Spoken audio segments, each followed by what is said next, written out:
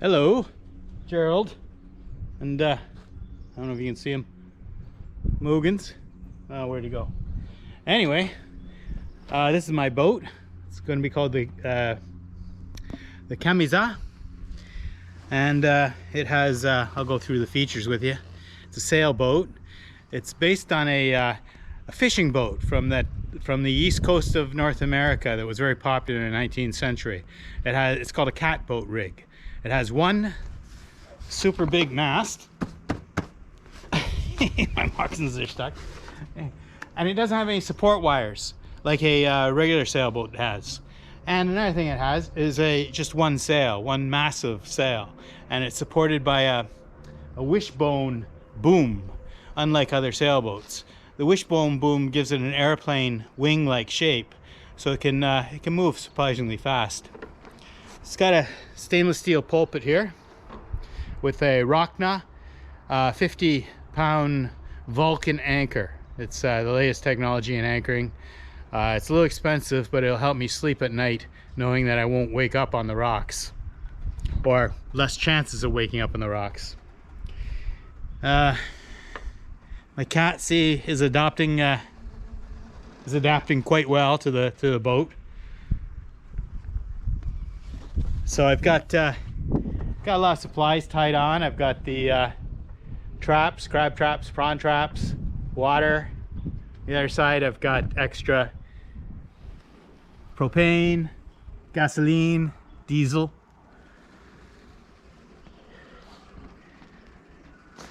I've got because I'm single-handed, so I took away the man overboard sling, because there's no purpose to have a man overboard sling when there's only one person on board and that person's in the water.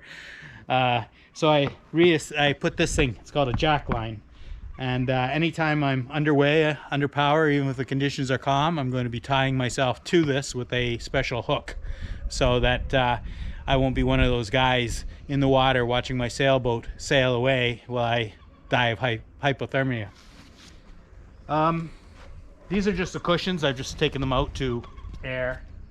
I've got a Honda generator. I don't think it's supposed to be tied onto this wooden thing. I don't think that wooden thing can handle much force, but I split it out on both sides, so hopefully I can get away with it for until October, and then October I'll actually fiberglass in a cradle for it, a special cradle. It's got a hard top, so this thing stays up. It gives it kind of a comfy inside pilot house feel to it. On top of the hard top, if you can see it, they're very dirty right now from all the pollen in the trees. That's 880 watts of solar. There's screens built in. I'm still washing them. Got to be washed. On the back, I've got the propane, barbecue, and it looks like it's inflatable, but it's not. It's fiberglass. It's also from New Zealand. Davits, 2-horse engine. Canadian flag is required by law, even though I don't consider British Columbia Canada. This is native land.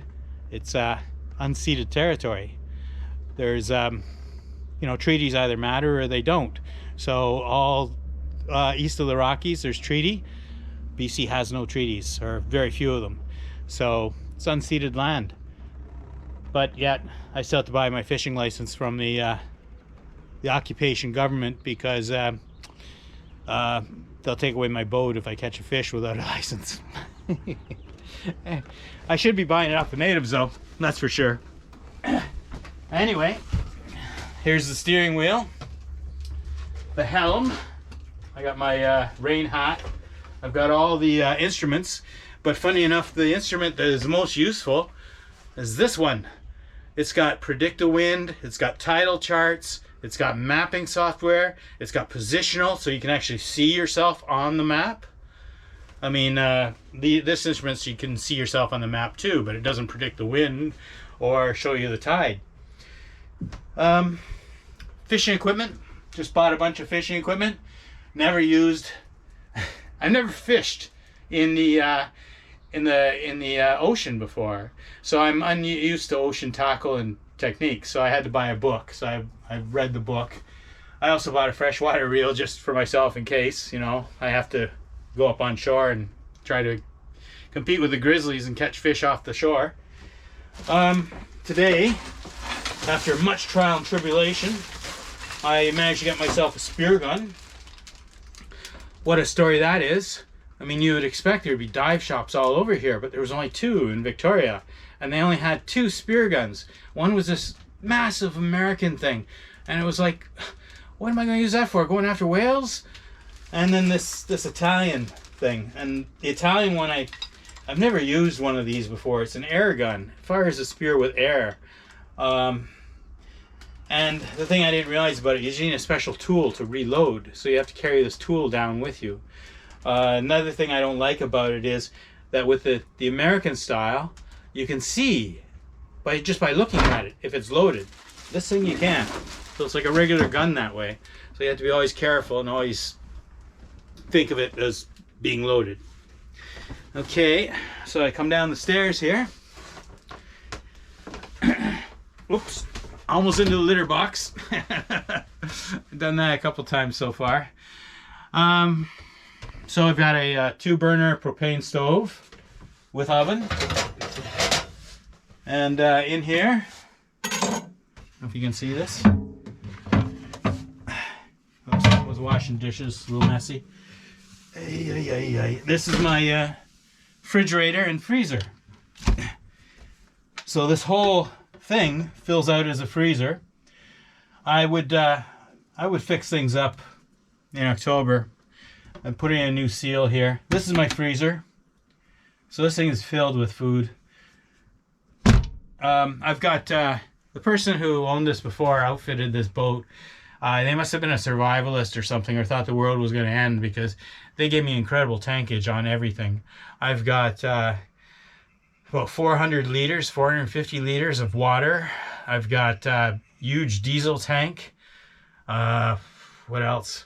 The diesel tank runs the furnace and the engine, of course. The engine, it might be on its last legs, so hopefully in the spring, or not in the spring, but in the fall, in October, I'll have enough cash and I can yank it out of here and put an electric one in. And if I have an electric engine, then I will be completely self-sufficient, because I can use the electricity to also generate for water desalination. So I won't. The only reason I need to pull into shore now is for water. It seems my tanks last at least a month, because they've been here just short of a month and I haven't refilled. But that's my fantasy. Having a machine that's capable of taking all the energy it needs from its environment, and me taking all the food I need from my environment. That's what I want. So if Bitcoin keeps going up, that is what I will get. The front cabin here is kind of in disarray right now. I've been doing a lot of stuff, but it's completely separates. It pulls down here, and there's a door here with a lock, and there's beds on each side. Or this table folds out, and it folds down as well, and you can have like I don't know, Hugh Hefner and 4 bunnies in here, no problem. It was built